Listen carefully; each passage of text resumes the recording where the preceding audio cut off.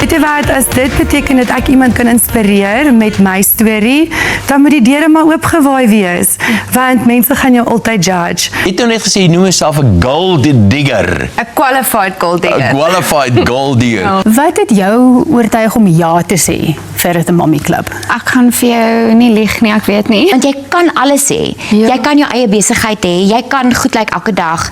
Jy kan 'n ma wees, 'n vrou wees. En ek wil dit wys vir almal. My ma het my nie regtig baie in die kombuis toegelaat nie, dat ek kon nie eier bak nie. Ek kan nou ten minste eier bak. Maar jy is op forceer om op so jong ouderdom 'n mamma en 'n vrou te wees. So dis baie. Almal is 'n wenner. Hoekom praat sy so funny? Die seks is maar dit is hoe sy gewoonlik is. Dit is what you see is what you get. Sjoe.